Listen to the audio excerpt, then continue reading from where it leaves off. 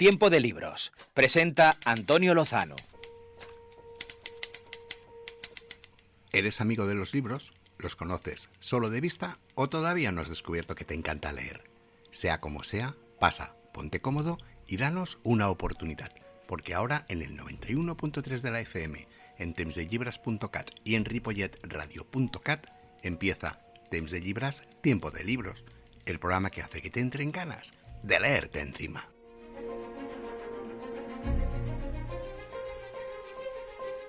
Las vacaciones de verano cada día están más cerca. De hecho, lo están tanto que algunos de nuestros colaboradores los vamos a dejar descansar ya. Así que hoy será la última sopa de letras que serviremos esta temporada y ya te aviso que para variar Julio Pérez viene guerrero. Y también dejaremos descansar a nuestro divulgador favorito, Alfred López, porque ser el único hombre con licencia para curiosear estoy seguro que tiene que ser agotador y necesita cargar baterías.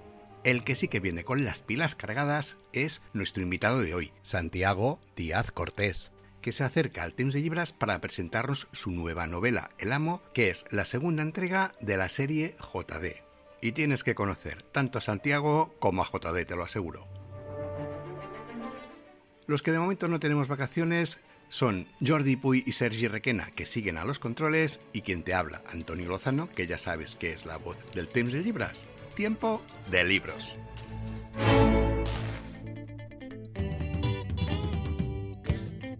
En Temps de Llibres, Tiempo de Libros, sopa de letras.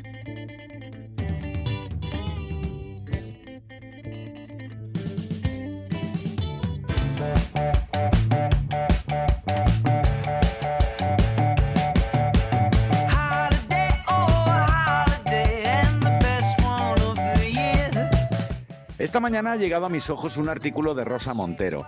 En él denuncia una práctica aberrante, la del ghostwriter o escritor fantasma.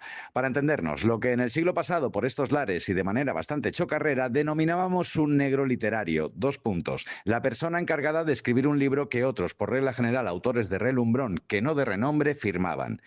Montero asegura que visitar una librería acompañada por alguno de estos escritores fantasma le resulta desolador, porque van señalando con el dedito todos y cada uno de los éxitos que, bajo el más miserable de los anonimatos, han conseguido colocar en las principales listas de bestsellers. Mira, este lo he escrito yo, y este, y este, y este, y este. Además, la autora asegura que la mayoría de estos escritores fantasmas suelen tener más talento que los farsantes corruptos que usurpan su don. ¿Cuál es el pecado de estos talentosos mindundis? Pues que a pesar de su pericia a la hora de escribir, no los conoce ni el tato. Y las grandes editoriales, que suelen ser cobardes por naturaleza, no se atreven a apostar por ellos. Algo absurdo, porque, joder, si les han escrito super éxitos, pues apuesta por lo genuino, vamos, digo yo, que publiquen con su nombre. Estos días estoy volcado, en realidad me obligan a volcarme, pero eso no se lo digan a nadie, pues es un secreto de librero, en las preventas de septiembre de 2 enormes conglomerados editoriales que suelen alimentar su cantera billetaria, que no literaria, entre los presentadores de los más principales y punterísimos concursos televisivos o entre esos instagramers que igual te recomiendan un libro como que te enseñan a hacer una tortilla sin huevos. Confieso que esas compras me resultan aburridas al mismo tiempo que exasperantes. Las tramas están trilladas, las sinopsis rezuman caspa y el topicazo, ese gran asesino de las ganas de leer, habita en sus aspiraciones a copar las principales listas navideñas. Cuando me pregunto por qué debería sumar al stock de la Libre ese libro que ocupa media página del catálogo acompañado por la cara de memo del autor estrella, arrastro la mirada a los argumentos de venta e indefectiblemente el principal casi siempre defiende algo parecido. La primera novela de, en este espacio en blanco incluyan el nombre del presentador influencer de turno, con más de 1,5 millones de seguidores en TikTok o Instagram. En el caso de que exista algún otro argumento de venta, será este: una historia sorprendente y original que atrapa desde la primera página. O lo que es lo mismo, vaguedades. Vamos, que decir eso o no decir nada es lo mismo. Cuando leo esos argumentos de venta no puedo evitar preguntarme cómo debería actuar como librero. Pongámonos en situación. Entra una clienta o un cliente y me pide que le recomiende un libro. Por supuesto, según la gigantesca distribuidora, lo que debería hacer sería más o menos esto. Mira, llévate este porque el autor tiene más de 20.000 seguidores en TikTok y 15.000 en Instagram. Imagino que la siguiente pregunta lógica que me haría el cliente sería: ¿pero está bien escrito? ¿O es bueno? Y yo, obvio, debería responder: es que no me oyes, que si es buena, que el autor tiene más de 20.000 seguidores en TikTok y 15.000 en Instagram. ¿Qué mejores credenciales pueden pedir? despedirse. Y si el cliente en cuestión no entra en razones, echarlo de la tienda, porque todos sabemos que hay personas con las que es mejor no discutir.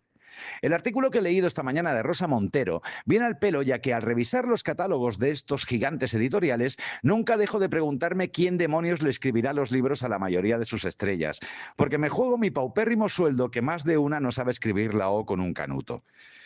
Pero no quiero acabar este último Sopa de Letras antes de las vacaciones de verano con un sabor a cíbar en la boca, a riesgo de que la buena gente de Temps de Llibres o de Ripollet Radio me mande a tomar por saco en la temporada 2026-27. Tenemos grandes noticias. Existen un buen número de editoriales independientes que, pequeñitas y valerosas, se atreven a pelear en este mundillo copado por los dos Goliats y que le dan sentido a esta profesión tan bonita que es la de librero. Hablamos de libros del Zorro Rojo, Impedimenta, Lengua de Trapo, Nocturna, Obscura, Pez de Plata, Gato Pardo, Libros del Cao, Asteroide... No sé, son tantas que enumerarlas nos llevarían horas. Y son ellas las que, al grito de a por ellos, que son pocos y cobardes, suelen ganar la batalla de la calidad. Háganme caso, investiguen en su librería más próxima, se van a sorprender. En fin, no les doy más la chapa. Como soy consciente de que el 70% de mis aportaciones en Temps de Llibres han sido exabruptos, no tengo muy claro que la próxima temporada cuenten conmigo, algo que entendería. Así que aprovecho la ocasión para despedirme de ustedes con un fuerte abrazo, desearles unas buenas vacaciones y asegurarles que por mi parte ha resultado un placer conocerlos. No sé si ustedes compartirán el mismo sentimiento hacia mí, pero ¿qué le voy a hacer yo, oigan? No se puede caer bien a todo el mundo.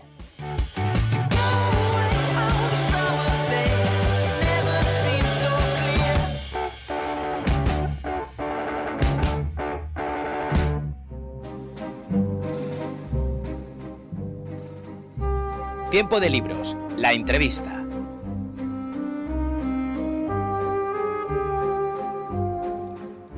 Hoy nos visita un escritor al que probablemente hayas leído, especialmente si eres fan del thriller y de la novela negra, o al que tal vez no hayas leído aún, pero su nombre sí que te suene. O incluso es posible que ni lo hayas leído ni su nombre te diga nada, y aún así estoy 100% seguro de que has visto alguna de sus creaciones. Y ahora seguro que estás pensando que te estoy vacilando, ¿no? Bueno, pues si no me crees, sube el volumen y no te despistes, porque hoy visita el Temps de Llibres Tiempo de Libros un escritor y guionista, autor de sagas literarias de tanto éxito como son la de Indira Ramos o la de JD. De hecho, viene para presentarnos El Amo, que es la segunda entrega de esta serie, de la de JD. Y por supuesto que te estoy hablando de Santiago Díaz Cortés. Santiago, buenos días, gracias por atendernos y sobre todo gracias por compartir con nosotros este tiempo de libros. Es un verdadero placer charlar con vosotros, ya lo sabes. Oye, para que nuestros oyentes no piensen que les he vacilado, dinos alguna de esas series de exitazo en las que has trabajado. Pues mira, Compañeros, Un paso adelante, Aquí no hay quien viva, después más adelante El secreto de Puente Viejo, Yo soy Bea, en fin, puedo tirarme porque han sido 30 años como guionista. ¿Ves cómo nos engañaba? O sea, no sé si a él como persona, pero a él como trabajador lo habéis conocido seguro. Y hoy, como decíamos, vienes a presentarnos El Amo, que está a la venta desde mediados de marzo, de la mano de Alfaguara. Antes que El Amo vino Indira Ramos, la saga que tuvo muchísimo éxito. La primera entrega, JD, también. Oye, ¿cómo afrontas la publicación de un nuevo título? ¿Supone una presión añadida o es un poco un salto con red porque sabes que los lectores ya estamos esperando la siguiente entrega? Bueno, yo no me relajo nunca, la verdad es que no sé si es un defecto o una virtud, porque yo creo que no hay que confiarse. Y yo siempre lo recibo con nervios, con ilusión, por el trabajo que estás. Tú piensas que escribir una novela supone muchos meses en solitario conviviendo con esos personajes, y en el momento en que se publica ya deja de pertenecerte, por así decirlo, para pertenecer a todo el que se lo compre, ¿no? Y que pueden juzgar, pueden opinar, pueden decir si les gusta más o menos. Entonces siempre se toma con nervios, con ilusión, con inseguridad. Pero a mí esas sensaciones todas mezcladas ese día de publicación y los posteriores, ¿no? Son pues de lo más maravilloso del mundo. Es como el estreno, cuando hacía series, como el estreno de una serie, pues la misma sensación. Pues ahora llegaremos a hablar del Amo, pero primero ya sabéis cómo funciona esto. Damos 4 detallitos biográficos pues para conocer un poquillo mejor a nuestro invitado. Santiago Díaz nació en Madrid el mismo año que el poeta chileno Pablo Neruda, era galardonado con el premio Nobel, y además ese año fue una buena cosecha de escritores, porque nacieron también el aragonés Javier Sierra, que si recuerdas ya se pasó por el Tens de Libras a principio de esta temporada, y otro grande del género negro como Alexis Ravelo, que desafortunadamente nos dejó demasiado pronto. Oye, todo este contexto es para preguntarte cómo era ese Santiago niño. ¿Qué recuerdos tienes de tus primeros años, Santiago? Jolín, pues a ver, yo vivía en el extranjero con mis padres y mis hermanos, ¿no? Vivimos muchos años, mi padre tenía negocios, viajaba muchísimo, y después vivimos en Portugal mucho tiempo, pero yo, fíjate que no era lector de pequeño, de hecho no me gustaba, yo lo único que hacía era leer cómics y ver series de televisión, eso sí, me llamaba muchísimo la atención. Pero no fue hasta la adolescencia cuando empecé a leer, ¿no? Cayó en mis manos un ejemplar de Cementerio de Animales de Stephen King. Wow. Y leyéndolo me di cuenta de que solo letras negras con un fondo blanco me podían hacer sentir tantas cosas como las imágenes que veía en una película, una serie y tal. Entonces ahí empezó mi afición por la lectura y ya no paré. Pero bueno, la mezclé desde muy jovencito con mi afición al baloncesto. He jugado toda mi vida, hasta hace poco, que ya los años no perdonan. Y bueno, una infancia y una juventud plácida, no he tenido ninguna carencia y con 6 hermanos, o sea que imagínate, lo he pasado muy bien. Oye, ¿y ese Santiago niño qué quería ser de mayor? Pues jugador de baloncesto. Quería ser jugador de baloncesto, lo conseguí a medias, jugué de manera semiprofesional, pero llegó un momento con 25 años o una cosa así, que me di cuenta de que, aunque estaba cobrando cierto dinero, no era un dinero suficiente como para poder independizarme y vi que tenía que tirar por otro lado. Hice educación física, entré como profe en un cole y solo duró un año porque se cruzó de manera casual mi afición por escribir. Escribí un guión, de prueba un poquito, como un juego, y me lo compraron, me ofrecieron un trabajo y hasta hoy. Claro, eso ahí quería llegar un poquito, ¿no? Que naces, o sea, a partir de tu trabajo, un verano escribes ese guión, te lo compran, creo que de todas maneras no se llegó a grabar, pero fue el que te abrió la puerta, ¿no? A entrar en el tema de trabajar de guionista.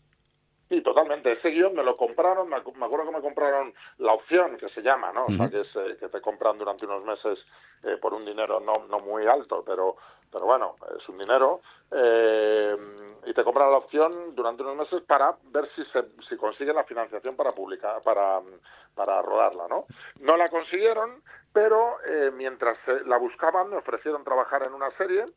Y la verdad es que ahí descubrí un mundo nuevo, ¿no? Porque de repente, que yo no había escrito nada en mi vida y tenía ya, pues imagínate, 25 años casi, descubrí que mi verdadera vocación, lo que más deseaba hacer era contar historias. Y bueno, lo que has comentado antes, te pasas 30 años contando historias, unos 600 guiones escritos, que ya es escribir guiones, hasta que un día, allí por el 2018, das el salto a la novela con Talión, que además recibió varios premios, o sea que ni tan mal. ¿Por qué necesitabas dar ese salto? ¿Por inquietudes personales? ¿Por tocarle las narices un poco a tu hermano? Recordemos que su hermano también es un gran escritor, Jorge Díaz. De hecho, es uno de los 3 chicos Mola. ¿Cómo llegas tú a la escritura de novela? Pues mira, llego gracias a él. Jorge y yo nos llevamos muy bien. De hecho, somos del mismo día. O sea, yo nací en su 9º cumpleaños. Ostras, qué bueno. Que sí que le fastidié la fiesta de cumpleaños, que mi madre se puso de parto, porque le vamos a hacer así en la vida, ¿no? Pero nos llevamos muy bien y fue él el que me animó, ¿no? Me dijo, oye, él ya había publicado varias novelas en solitario antes de ser Carmen Mola y me animó, me dijo, oye, tienes que escribir una novela, una historia por ti mismo, porque en las series es complicado poder hacer prevalecer tus ideas, ¿no? Porque somos tantos y hay que reportar a las cadenas, a las productoras y tal, que es muy complicado, ¿no? La única manera era escribir una novela, y Jorge me animó a ello. Me dijo, yo no me veía capacitado inicialmente porque no se me ocurría poder hacer algo de 400 páginas yo solo, cuando estaba acostumbrado a guiones de 60, 70 páginas. Pero bueno, ya me metió el gusanillo, encontré la historia de aquella primera novela y cuando la terminé la envié a Planeta, y unos meses después me dijeron que me querían publicar, con lo cual imagínate la sorpresa total que fue. Y ahí redescubrí mi nueva vocación, que era poder contar historias igualmente que en la tele, solo que a mi manera. desde el principio hasta el final decidiendo yo cómo iba a terminarlas, por ejemplo, ¿no? Entonces, bueno, y eso es lo que hago ahora, que es lo que más me gusta del mundo. Oye, ¿te imaginabas cuando publicaste Talión que tus novelas iban a tener la repercusión que están teniendo? A ver, ni muchísimo menos. A ver, imaginarlo sí, porque siempre lo imaginas, más que imaginar, fantaseas. Exacto. ¿No? Que decir, claro, que dices, oye, y voy a publicar en Planeta mi primera novela, ¿no? Después he fichado por Penguin, que es el otro gran grupo editorial, sí. y estoy feliz ahí, llevo ya 7 novelas más, pero en aquel primer momento, pues, más que imaginar, es fantasear, ¿no? Con, oye, lo mismo... yo qué sé, ¿sabes? Te conviertes aquí, pero la realidad muchas veces te pone en tu sitio, Sí. ¿no? Y aquella primera novela, aunque funcionó bien, pues no fue un exitazo, ni muchísimo menos. Y entonces, bueno, eso ya te hace afrontar las siguientes pues con un poquito más de cautela y tratando de contener esos sueños y esos deseos. Oye, ahora que has comentado esto, lo de pasarte de Planeta a Penguin es un poquito como irte del Barça al Madrid, ¿no? Pues sí, la verdad es que sí, es así, pero bueno, son los dos grandes grupos editoriales y a mí yo estoy infinitamente agradecido a Planeta porque fueron realmente los que me dieron mi primera oportunidad, pero donde mi carrera ha despegado ha sido en Penguin, que apostaron fuerte por mí con El Buen Padre, que es el primero de la trilogía de Indira Ramos, y bueno, y han apostado, me han apoyado y son los que realmente han hecho que llegue a muchísima más gente y que me convierta en lo que soy hoy, que tampoco te creas que mucha gente me dice, no, el gran maestro, tampoco nos volvamos locos. Yo procuro seguir como en aquel momento, con los pies en el suelo y bueno, y disfrutar del camino, sobre todo. Oye, a la hora de escribir tengo entendido que eres bastante disciplinado, pero ¿cuál es un poquito tu rutina? ¿Tienes algún lugar favorito para ponerte a escribir? ¿Necesitas música, silencio, alguna bebida, no sé si algunas perrunillas? Bueno, a mí lo de la comida es lo que me mata porque me encanta comer y no puedo evitar comer y eso hace que me dispare por todos lados, imagínate. Pero no, yo donde más a gusto estoy es en mi despacho, en el despacho de mi casa, en completo silencio, rodeado de mis cosas que me hacen sentir cómodo y a gusto, pero la promoción de los libros, que es una locura durante la mitad del año aproximadamente, estoy viajando constantemente, entonces me ha obligado a tener que escribir en sitios como pues hoteles, aviones, salas de espera, en fin, y me he tenido que acostumbrar a ello.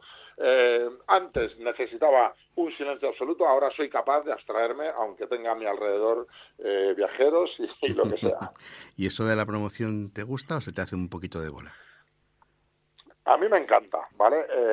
Lo que pasa es que sí que es verdad que es cansada, es viajar mucho, es dormir en hoteles diferentes, es comer constantemente fuera de casa, desayunar, en fin, y todo eso a mí me perturba demasiado, ¿no? Porque engordo, como te digo, soy de un comer, yo no puedo evitar ponerme a comer como un loco, porque lo disfruto, entonces engordo, duermo mal, eso me cuesta bastante, ¿no? Y donde yo más a gusto estoy es en casa.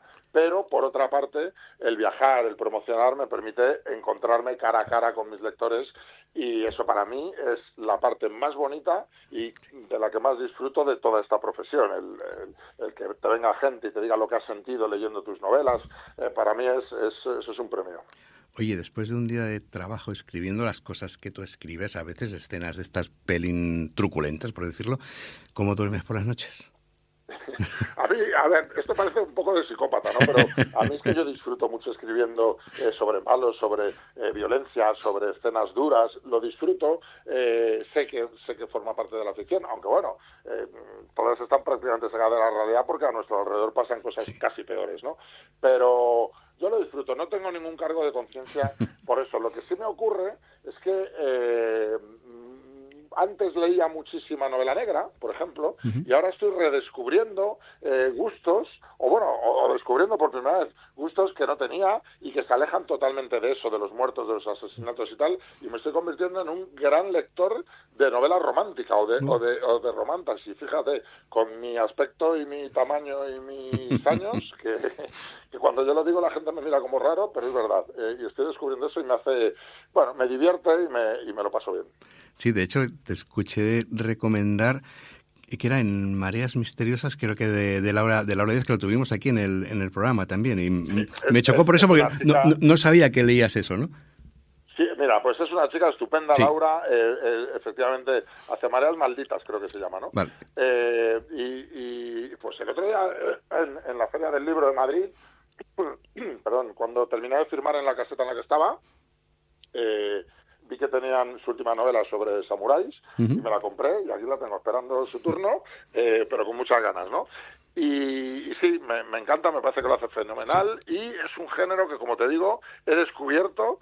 Yo no me esperaba que me fuera a divertir tanto ver piratas que de repente se transforman en dragones, pero no es simplemente la anécdota, sino que son novelas trabajadas con una buena estructura, con buenos diálogos, y me lo paso muy bien. La pregunta accesible. En el programa yo tengo por costumbre, yo soy una persona ciega, entonces tengo por el costumbre pues hacer alguna pregunta relacionada con el tema de la accesibilidad de los libros. Tus novelas todas, no sé si lo lees, pero las tenemos en la 11, ya sea en formato braille o en Daisy, que es un formato de audiolibro. Además, hemos tenido la gran suerte de que El Amo tenerla disponible muy pronto. Gracias a un acuerdo que tiene 11 con Penguin, pues hay novelas que nos llegan. De hecho, nos llega el audiolibro oficial, no es grabado por la 11, sino que grabáis vosotros. Y hemos tenido además la suerte de escuchar tu voz, aunque sea pues al final de los agradecimientos. Y es una cosa que, caray, como audiolector, por decirlo de alguna manera, agradezco mucho porque, claro, nos cuesta mucho poneros cara, porque te la imaginas como cuando lees un libro, pero es muy chulo poneros voz. Y te quería dar las gracias por eso, porque me ha parecido muy, muy bonito. Nada, pues mira, te agradezco. Yo tengo un hermano también que no es ciego del todo, pero bueno, ha trabajado muchos años en la 11 también, y también escucha audiolibros y tal, y sé lo importante que es. Y lo que pasa es que, claro, a mí cuando me invitan a grabar los agradecimientos, pues yo voy ilusionado, pues son experiencias nuevas que vas atesorando en la vida, ¿no? Lo que pasa es que, claro, me juntaron con Víctor Clavijo, que es el narrador de tanto de JD como El Amo, que es un fenómeno. El tipo tiene, bueno, tú lo sabrás mejor que yo, que tienes más experiencia y que tienes más para comparar, pero yo le escuchaba embelesado cuando estaba grabando. El tono de voz, cómo se rompe, cómo tiene diferentes, a pesar de ser una misma voz, diferentes tonalidades para los personajes. No sé, me encantó, claro, y después tenía yo que leer, que no es lo mío, leer un fragmento para poner mi voz, y me daba un poco de corte, pero lo disfruté mucho. No, además se disfruta mucho la lectura, y además el lector es súper importante, porque un gran libro mal leído te lo puede estropear. Sí, ¿verdad? Sí. Ya ha habido veces que algunas otras novelas, cuando he escuchado, porque yo he escuchado audiolibros cuando voy pues en coche, en viajes largos, o cuando voy a caminar y me voy a tirar un rato, pues escucho muchas veces. Al principio me costaba concentrarme, pero ya le pillo el truco. Y es verdad que a veces hay voces que son un poquito más metálicas o un poquito más robóticas o tal, que a mí me sacan. Pero yo de repente escucho a un Víctor Clavijo narrando El Amo o JD y vamos, es que le hago la ola. Y además es que eso tiene esa sensación, cuando acaba esa sensación de vacío que dices, cuando se junta una buena novela con un buen lector, que cuando acabas dices, ¿y qué hago ahora con mi vida? ¿Ahora qué leo? Sí. ¿Por qué voy ahora, no? Claro. Bueno, pues vamos a centrarnos ya en El Amo, que como hemos dicho es tu última novela de momento, que está publicada por Alfaguara. Oye, ¿qué te dice la gente que la ha leído? ¿Qué retorno te llega? Pues mira, a la gente le está gustando mucho. Yo tenía un poco de miedo porque en El Amo es una novela en la que desde la primera página te digo quién es el asesino, ¿no? Y el quitar ese componente de enigma que a la gente le encanta a la hora de leer thrillers y novela negra, pues me daba un poco de miedo, ¿no? Pero bueno, he podido incidir en otra serie de cosas, he podido contar la vida del asesino a cara descubierta, sin necesidad de hacer trucos para que no me descubráis, sino, oye, mira, es se llama así, y esta es su vida. Eso me ha dado una ventaja. Después hay normalmente en las novelas de true crime o de enigma y tal, hay una complicidad entre el lector y los policías que investigan, porque bueno, van prácticamente de la mano, descubriéndolo a la vez. Y aquí la complicidad es con el escritor, ¿no? Porque sabemos los dos, tanto el lector como yo, más que los investigadores, ¿no? Y ese ir pasito por delante de ellos hace que la tensión aumente. Entonces, eso la gente lo está percibiendo muy bien, le está encantando, pero sobre todo lo que me llega es lo bien que les cae JD, este policía gitano que lo hace todo mal. O sea, es que realmente lo analizas y es irreverente, mal hablado, no cumple las normas, es un boca chancla, es un desastre, pero su fondo es tan bueno. Cree tanto en la justicia, es tan buen amigo de sus amigos y tan amante de su familia, que al final a la gente le llega, y lo que me está diciendo todo el mundo siempre, que yo me alegro, imagínate, es, oye, qué bien me cae JD, cómo me gustaría conocerlo. Que yo después digo, cuidado que conocer a un tipo así no te puede traer más que problemas, pero bueno, eso es lo que me llega principalmente. Hombre, de hecho la novela se titula El amo, y aunque no hace relación a JD, porque yo pensaba cuando le digo, no, yo no lo hubiera titulado El amo, ahora voy a hacer un taco, digo, yo lo hubiera titulado El puto amo, porque es que JD es el puto amo de los personajes de novela. A mí es un personaje que me encanta también. Oye, ¿cómo nace JD? Pues no nace aquí, no, JD viene de Indira, y como decís en la serie, se convierte en un spin-off, sale del universo de Indira, tiene su propia saga, por decirlo de alguna manera. ¿Cómo nace ese personaje? ¿Cómo se te ocurre crear a JD? Pues mira, nace prácticamente de la necesidad. Te explico. Yo cuando escribí Indira tenía claro que solo quería hacer 3 entregas con ella de protagonista porque podía exprimir al máximo lo que yo quería contar de su vida. Pero sabía también que la editorial pues me iban a poner pegas porque era una serie que estaba funcionando y pues me iban a proponer hacer 4 o 5 entregas. Entonces yo lo que les dije es, no, voy a seguir, me mantengo en firme en hacer solo 3, pero a cambio os voy a ofrecer la posibilidad de continuar en el universo Indira sin ella, pero con otro personaje. Y ese es el JD que aparece en Indira, en la tercera parte, ¿no? Bueno, y pudimos comprobar que tenía fuerza suficiente porque la gente se ya preguntó por este policía gitano que tanto le llamaba la atención, y pudimos comprobar, tanto la editorial como yo, que era buena idea hacer una saga protagonizada por él. Y así surgió, pues simplemente de que yo no quería continuar mucho más con Indira Ramos. Claro, y como diría un amigo mío, JD es un desubicado, porque es un policía, un gitano que es policía o un policía que es gitano. Entonces, claro, no encaja ni en un lado ni en otro. Los gitanos recelan porque es policía y los policías recelan porque es gitano, ¿no? Totalmente. Eso, que fíjate que el enunciado en sí, sin más, un policía gitano parece que es, bueno, que es como, qué divertido, bueno, pero es divertido en algunas cosas, pero también es un personaje dramático, es un personaje con una profunda carga emocional, es un personaje, como bien has dicho, desubicado, o sea, alguien que no encuentra su lugar en el mundo, que nadie se fía de él allá donde vaya. Claro. Y eso, bueno, muchas veces él se escuda en su humor, en su manera de hablar, pero es alguien que sufre, ¿no? Y bueno, es un personaje mucho más profundo de lo que parece inicialmente. Centrándonos ya en el amo, un poquito en la trama, que no hemos dicho nada, sin desvelar nada más que lo que pone en la sinopsis, pues arranca con el hallazgo del cadáver de un adolescente de 16 años en una parada de autobús del Extrarradio de Madrid, y la investigación pues revelará cosas perturbadoras, pues como que le falta una mano, o que la joven había dado a luz poquito antes de que la asesinaran. Y todo esto, si ya parece poco de por sí, luego resulta que esto no es un hecho aislado. Entonces, claro, yo pienso, el principio, el inicio de la trama quizás no es tan truculento como la de JD, ostras, pero para mi gusto me ha parecido más estremecedor y más inquietante. Es que fíjate, me alegra que me digas eso, porque es que el inicio de JD es un ajuste de cuentas, sangriento, bueno, una salvajada, ¿no? Que no es simplemente por el morbo de sangre y demás, sino también es para mostrar quiénes son los malos a los que tiene que perseguir nuestro protagonista, para situarnos todos, ¿no? Pero bueno, era tan violento y tan espectacular y tan llamativo que la segunda parte la gente me reclamaba un poquito más de lo mismo, ¿no? Y yo, al poner a una chica que parece que está dormida, pero en realidad no está dormida, sino que está muerta, es que me parece todavía más perturbador, como tú dices, que aquello, ¿no? Porque la sangre aquella, a ver, no es que te diga yo que por ser traficantes te merece morir así, pero estás metido en ese juego. Claro. Pero esta chica es una chica inocente, es una chica que no tiene culpa de nada y que realmente pues la han cogido. Y me parece más perturbador, más duro, más difícil y fíjate, sin violencia y sin sangre se puede conseguir. Sí. Y bueno, los encargados de la investigación pues serán el equipo de Iván Moreno, que ya los conocemos de la entrega anterior. Y, lógicamente, como comentábamos, el gran protagonista es JD, ese policía, o que decíamos, desubicado, que no acaba de... Ostras, pero que es como muy...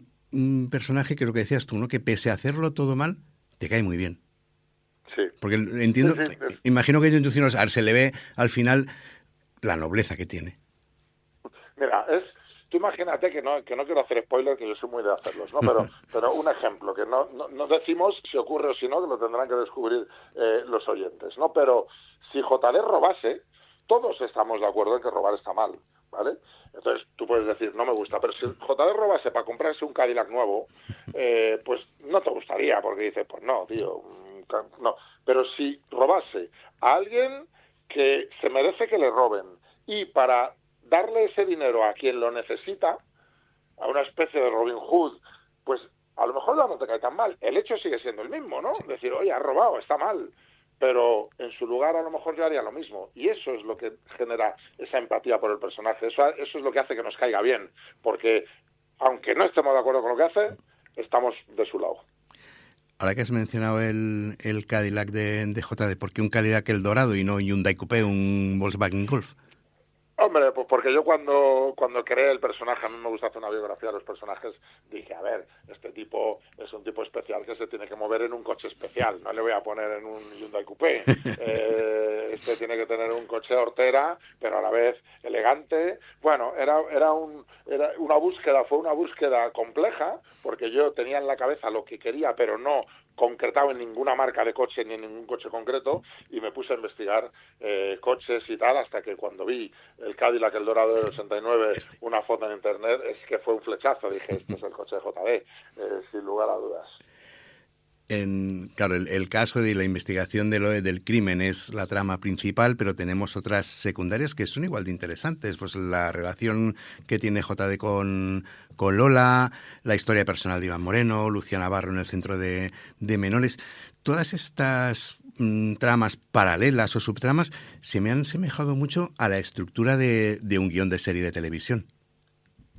Bueno, yo no oculto que yo cuando escribo una serie, y cuando escribo una novela. Cada una tiene sus características propias. Pero yo no reniego ni oculto que todo mi pasado y todo mi aprendizaje proviene de las series de televisión. Entonces, todo aquello que he estado haciendo tantos años es lo que procuro aplicar en las novelas, porque es lo que sé hacer realmente. O sea, que la historia siempre avance, que sean capítulos cortos, que haya diferentes tramas que se vayan entremezclando. La utilización de los diálogos como herramienta narrativa principal, prácticamente, porque para mí un diálogo es la manera de revelar al personaje sin necesidad de hacer una descripción de página y media. Entonces, bueno, todas esas cosas que son lo que yo he aprendido a lo largo de toda mi profesión como guionista, es lo que aplico en las novelas y me enorgullezco de ello ahora. Yo recuerdo al principio de mi carrera con Talión, cuando alguien me decía, bueno, se nota que eres guionista. Yo prácticamente pedía perdón, ¿no? Me empequeñecía diciendo, bueno, sí. Ahora mismo cuando alguien me dice, oye, se nota que eres guionista, yo digo gracias, porque si ser guionista significa que te lo pases bien, que te acuestes 15 minutos para leer y se convierta en 2 horas porque no puedes parar, que tengas en la cabeza las tramas porque te hayan enganchado tanto, pues si eso es consecuencia de ser guionista, muchísimas gracias por haberlo notado. Y aparte lo practicas muy bien, por ejemplo, el cliffhanger también. De hecho, o sea, lo llegas a tal extremo que ya no enganchas el final de un capítulo para que queramos seguir leyendo el siguiente, sino que de hecho la novela del Amo no empieza en el Amo, empieza en JD. Efectivamente, empieza en la última página prácticamente de JD. Bueno, sí, es también un cliffhanger a lo bestia. Sí, bueno, es como un final de temporada, ¿no? Cuando acaba la serie esta temporada que te enganchan para la siguiente. Sí, a ver, yo tenía muy claro cómo quería terminar JD, con ese avance, por así decir, de lo que va a ser el Amo. Y dije, pues lo voy a poner aquí, ¿no? En esta última página. ¿Cuál fue el problema de aquello? Que gustó tanto en la editorial como a los lectores, que se me ha reclamado después en el Amo hacer el inicio de la siguiente. Y dices, ahí es cuando entran las complicaciones, porque dices, joder, un año después o meses antes de ponerte a escribir lo siguiente, ya tienes que haber decidido toda la trama. Entonces, bueno, al final te complica un poco la vida, pero en la tercera entrega, que es con la que estoy ahora mismo trabajando, bueno, es también consecuencia de aquella página final del Amo, Del Amo. Y la verdad es que está funcionando muy bien. Hombre, yo entiendo que a ti como escritor te complica la vida, pero nosotros como lectores también lo agradecemos porque sabes que la idea de continuar la historia ya está ahí. No es una cosa que surge después pues, por motivos comerciales o porque te lo reclama la editorial. Sí, bueno, después también nos cabreáis como lectores, porque es porque me has dejado así, ¿no? Me has dejado con la miel en los labios y ahora tengo que esperar un año entero para que me cuentes la siguiente historia. Bueno, pero yo creo que la gente me perdona porque eso es que han venido con ganas y unos mesecillos de espera no van a hacer más que incrementarlas, o sea que también son bienvenidos. Una cosa que me gusta mucho de ti son los diálogos, porque no es un diálogo vacío, banal, sino que te aportan muchísimo de los personajes, escuchándolos hablar, escuchando lo que dicen, escuchando cómo se comportan, y te ahorra pues un montón de parrafada de descripciones, un poquito lo que te enseñan cuando haces un taller de estos de escritura, del decir y el mostrar, ¿no? Sí, yo me he tirado muchos años siendo dialoguista, concretamente, o sea, dentro de los guiones, cuando haces una tira diaria también puedes ser dialoguista, y yo lo disfrutaba mucho, creo que se me daba bien, y bueno, y creo que los diálogos, como te decía antes, son una herramienta primordial, y a mí me encanta utilizarlos porque es cierto que con una sola frase que diga JD ya sabes de dónde viene, sabes cómo es, y no hace falta decir, oye, JD es un tipo que viene de barrio, que no ha tenido educación, que no sé qué, no, es que con un simple chascarrillo de suerte ya lo has notado, ¿no? Y creo que, bueno, sintetizan muy bien, sin necesidad de esas descripciones terribles que muchas veces nos echan para atrás, que quien las sabe hacer las hace de maravilla, pero no todo el mundo sabe. Y bueno, para mí los diálogos son mi seña de identidad, sin duda. Oye, ¿cómo te documentas precisamente para eso, para ese lenguaje de JD, esa jerga gitana, esas sentencias, esas maldiciones que te echan? Yo que sé, me acuerdo así de que los gusanos se han empachado de él, diarrea caldosa te dé, vas con una libretica apuntando por ahí, ¿cómo lo haces?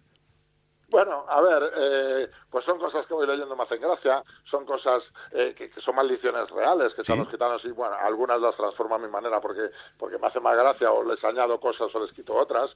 Yo soy bastante de barrio, para que no vamos a engañar, ¿no? Entonces, me gusta el lenguaje callejero, aquí hablando contigo, pues procuro, pues hablar medianamente bien. En mi vida normal soy bastante palabrotero. Entonces, con JD sobre todo me dejo llevar y digo lo que podría decir yo si estuviera en una reunión con amigos, ¿no? Entonces, pues me divierte mucho y me sale bastante natural. Pues ahora que has dicho lo de las maldiciones gitanas, me ha venido a la mente una maldición que me echó a mí una gitana hace muchos años, que no sé por qué, algo que no le hice caso, y me dijo, así te crezcan las uñas para adentro. Así que si la quieres te la regalo, por si quieres utilizarla. Venga, pues igual me la cojo porque además ayer o antes de ayer estaba escribiendo una cosa y hablaba sobre maldiciones gitanas. También hay una que me encanta, que es la de ahí te dé un mal que tengas que correr, cuanto más corras más te duela, y si te pares te mueras. Es muy buena también. Qué elaborada. Oye, aparte del apellido Cortés, ¿qué otra cosa compartes con JD? Bueno, pues eso que te he dicho, ¿no? Que somos los dos bastante de barrio, que tenemos el sentido del humor muchas veces pues por bandera. A mí me encanta pues reírme y hacer reír y esas cosas, ¿no? Y esa, pues bueno, somos campechanos los dos, nos gusta tratar con la gente, nos gusta estar con los pies en el suelo y demás. Después hay cosas que él hace pues que yo evidentemente pues no voy haciendo por la vida, ¿no? Pero bueno, nos unen muchas más cosas y además lo divertido es que la gente lo nota, ¿no? Y cada vez que veo una presentación por ahí siempre hay alguien que me dice, bueno, JD eres tú, ¿no? Y digo, bueno, a ver, soy yo en parte, ¿no? Yo no voy matando gente ni haciendo las cosas que hace él, ¿no? Pero por lo demás, pues un poquillo, sí. Oye, tú que vienes del mundillo de la serie, seguro que esta pregunta te la han hecho 1000 veces, pero ¿veremos una serie de JD? Pues, a ver, es complicado, pero yo espero que sí. O sea, hay mucha oferta, son muy caras las series, porque ahora para competir a nivel mundial necesitas mucha inversión y es complicado conseguir inversión. Pero bueno, va bien, hay intereses reales, se está trabajando en ello pero de momento no hay nada firme del todo, con lo cual no te lo puedo confirmar, pero bueno, yo tengo los dedos cruzados y yo creo que está la buena. Si se diera el caso, ¿te implicarías? ¿Harías tú el guión o prefieres que lo hagan otros? No. Yo he trabajado como guionista adaptando novelas de otros y sé que el que esté el autor ahí en medio es un problema. Tú piensas que para adaptar una serie tienes que eliminar a lo mejor el 60% de lo que es la novela, ¿no? Claro. Y estando el autor ahí, eso siempre van a ser complicaciones, porque esto no lo quiere quitar, esto otro no. Entonces yo creo que tiene que entrar una visión diferente, una visión limpia de lo que puede ser la historia para trabajar sobre ella. Entonces, aparte, un autor siempre incomoda al resto de departamentos y yo prefiero mantenerme al margen. A ver, me gustará estar vinculado en cierta medida con la producción, pero no escribiendo guiones, ni muchísimo menos. Ya has dicho que estás trabajando en la tercera entrega de JD. ¿Cuándo la podremos tener en las manos? Que es lo que todo el mundo se está preguntando ahora mismo. Pues mira, yo te lo digo muy claro, va a ser a mediados de marzo del año que viene, que es exactamente cuando salió JD y cuando salió El Amo, a mediados de marzo, y así, si va todo bien, así será la tercera, ¿no?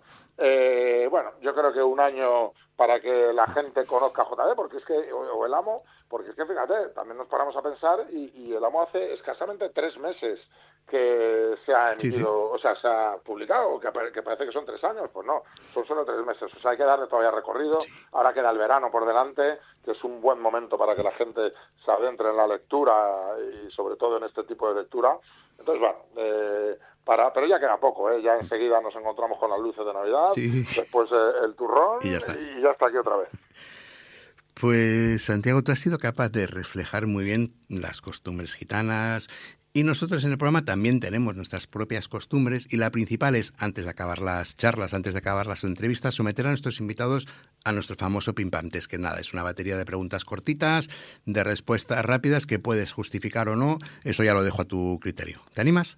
Venga, vamos. al lío. Empezamos. Au Pim Pam Test. Un libro de tu infancia. Cementerio de animales. Me lo temía. Un libro que te haya marcado. La sombra del viento, por una parte, y Los números del elefante, que es la primera novela de mi hermano Jorge, que fue la primera vez que yo soñé con publicar mi propia novela algún día. ¿Tienes algún autor favorito? Pierre Lemaitre. Además firmé con él en San Jordi. Oh, qué chulo. Sí, pero no me atreví ni a pedir una foto, me dio vergüenza. ¿Qué género te gusta más leer? Novela negra. ¿Cuántos libros tienes ahora mismo en la mesita de noche? Pues yo soy de ir de uno en uno, pero acumulados, empezados, habiendo parado y tal, tengo por lo menos 3 o 4. Ahí viene la pregunta. Si un libro no te gusta, ¿lo acabas o lo dejas? Lo dejo en la página 150. Si has visto la Bien. peli, ¿lees el libro?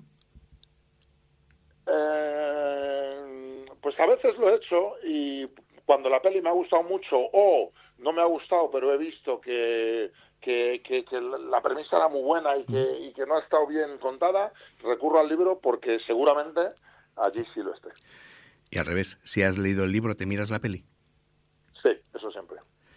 Para hablar de tu libro, ¿mejor una presentación o un club de lectura? Hombre, para hablar del libro siempre es un club de lectura mejor porque puedes destriparlo, puedes entrar en spoilers y una presentación es más para, hablarle a la gente que no lo conoce Claro. Y animarles a adentrarse en esa historia. Y sobre todo cuando es novela de misterio, de crímenes, de esto, Exacto. da muchísimo más juego a hablar, que aquí tienes que ir con 1000 pies de plomo para no avanzar nada, claro. Exacto. Oye, ¿has fingido alguna vez haberte leído un libro pues para hacerte el interesante, para quedar bien? ¿Que sí he fingido? Sí. Pues seguro que sí, seguro que... A ver, bueno, pues mira, sí, hay un libro que empecé a leerlo, en la página 50 no pude con él, pero cuando me hablan de él, pues a veces procuro no mostrarme entusiasmado, porque es totalmente falso, pero sí suelo decir que lo terminé. Sí, no sé si Para te no dar más explicaciones. No sé si te ha pasado, pero si un periodista te hace o te hiciera una mala crítica, después te lo encuentras, lo saludarías, te harías el longuis, pondrías el pie a ver si tropieza, cae de bruces. A ver, yo no soy muy rencoroso, siempre y cuando no haya sido con maldad. Si hay titulares o cosas con maldad, que me ha pasado alguna vez, pues con perdón me cago en él y en todo lo que se menea, y no le voy a hacer nada porque no soy un tipo violento, pero sí que me cabreo y se la tengo jurada, ¿no? Si es un titular desafortunado o una incomprensión o algo, pues no, a lo mejor si tengo buen rollo se lo digo, oye, la que me liaste, pero no suelo llevarlo más allá. Si solo pudieras salvar un libro de tu biblioteca, ¿cuál cogerías? Si solo pudiera salvar... Pues mira, salvaría alguno de Pierre Lemaitre, sin duda, Vestido de novia. ¿Tienes mal rollo con alguno? Salvaría algún otro que tengo firmado, que tengo dedicado, que tengo uno de gala, que me hizo mucha ilusión, y probablemente también tiraría ese por el componente sentimental que tiene, pero como libro, como contenido, como objeto, salvaría Vestido de novia. ¿Tienes más rollo con algún compañero de profesión? Me refiero a escritores, no hace falta decir nombres, ¿eh? Que si tengo mal rollo, sí. Yo tengo muy buen rollo con el 99% de la gente. Yo soy un tipo muy abierto, muy sociable, muy campechano, y puedo presumir de que tengo muy buenos amigos dentro de la profesión, pero también hay gente que, bueno, pues estamos en las mismas que con los periodistas. Hay gente con mal fondo, y a mí la gente con mal fondo no me gusta. Si pudieras escoger a un escritor de cualquier época para hacer un libro a 4 manos, ¿a quién elegirías? Qué difícil.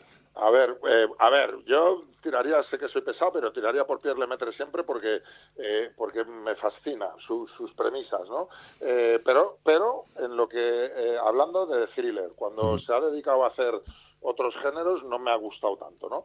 Pero thriller, pero bueno, un Arthur Conan Doyle me encantaría, Agatha Christie, que ella me pusiera el enigma y yo tirase hacia enredarlo como me gusta hacerlo a mí, pero que el enigma partiese de ella, me encantaría. Sería muy chulo, la verdad.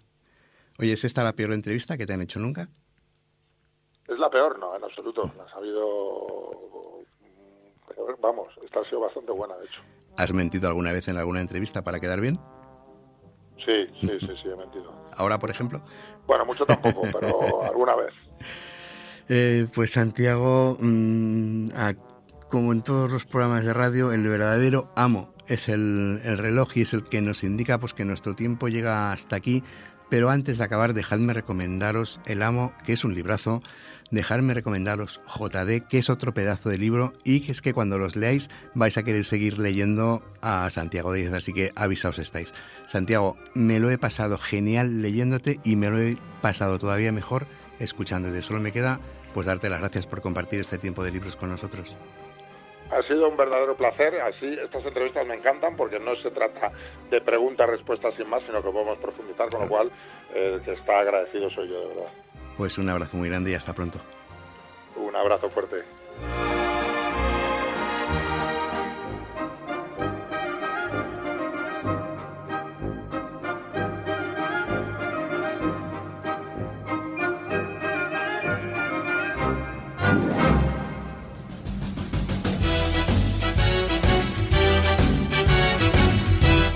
En temps de llibres, tiempo de libros, licencia para curiosear.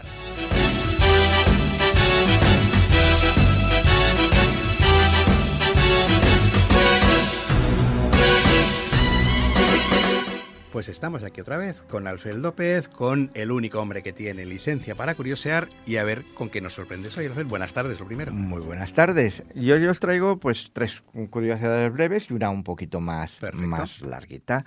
Entre las cortitas vamos a empezar por Jorge Luis Borges, quien fue director de la Biblioteca Nacional de Buenos Aires siendo ciego. Sí. Y fue una paradoja literaria que él mismo resumió con ironía. Nadie rebaje a lágrima o reproche esta declaración de la maestría de Dios, que con magnífica ironía me dio a la vez libros y la noche. Pues también tenemos que el libro más caro jamás vendido es el Códice Leicester de Leonardo da Vinci, que fue adquirido por Bill Gates en 1994 ¿por cuánto? $5 millones. Por más de $30 millones. Wow. Sí. Desde entonces el magnate lo presta regularmente a museos, exposiciones, democratizando así el acceso al conocimiento de este genio renacentista. Pero más de 30 millones de dólares.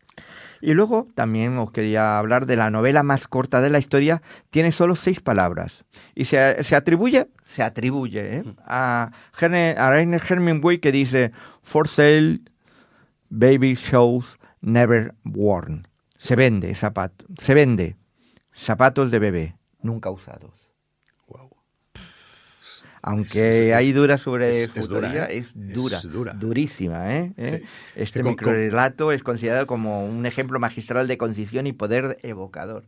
Sí, ¿cómo se puede llegar tanto con tan poco? Con tan poco, ¿eh? Wow. Se vende zapatos de niño Nunca sin usados. estrenar.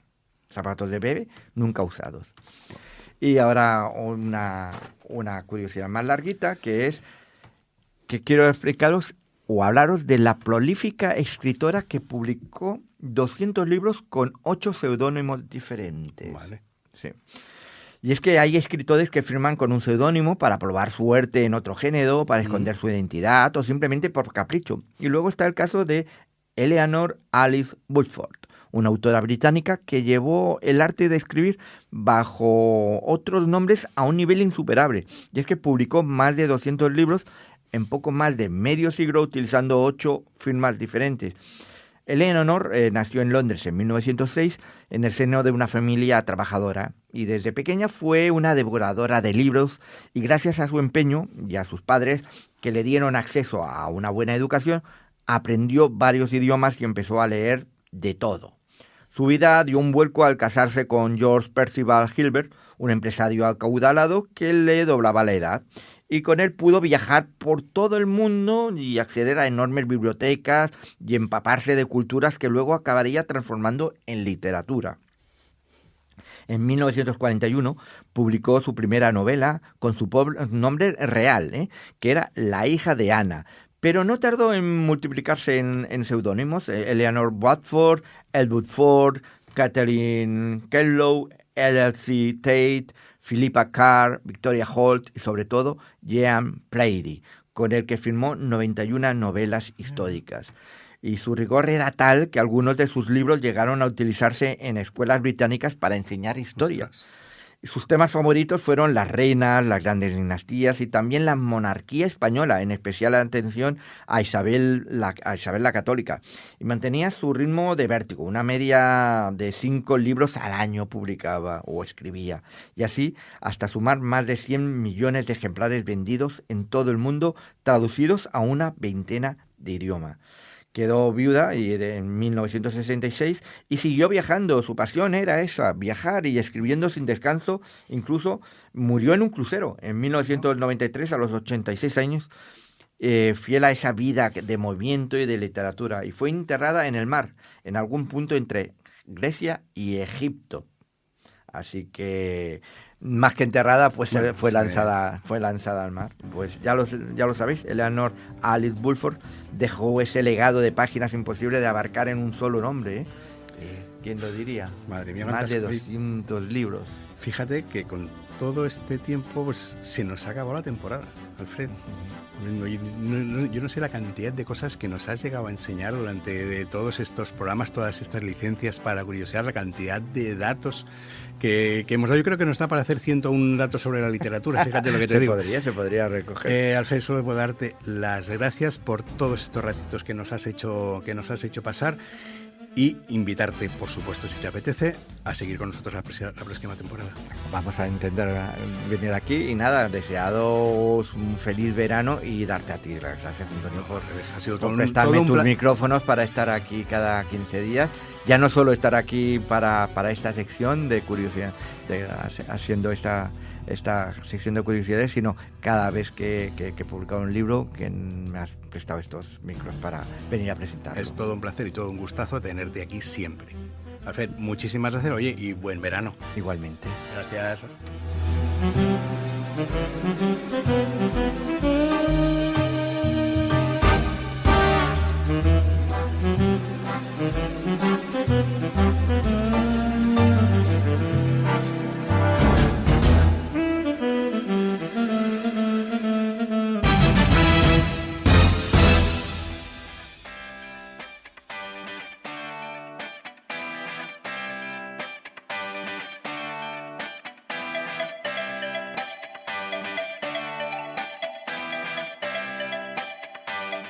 Bueno, pues a lo tonto, ya hemos acabado un programa más. Y te aviso, por cierto, que el próximo será el último de la temporada, para que no te lo pierdas. Recuerda que todos los programas del Temps de Llibres, desde el primero hasta el último, los puedes encontrar en nuestras webs tempsdellibres.cat y ripolletradio.cat. Y también en las mejores plataformas de podcast. Y si en la tuya no lo encuentras, cambia de plataforma porque no es de las mejores.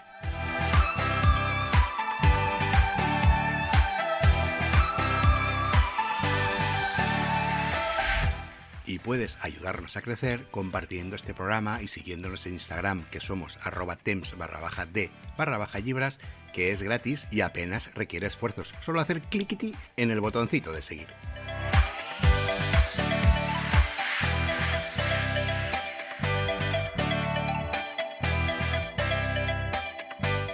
Y puestos a recordar, recuerda también lo que siempre te digo. Sé feliz, lee y nos reencontramos en el próximo programa. ¡Hasta luego!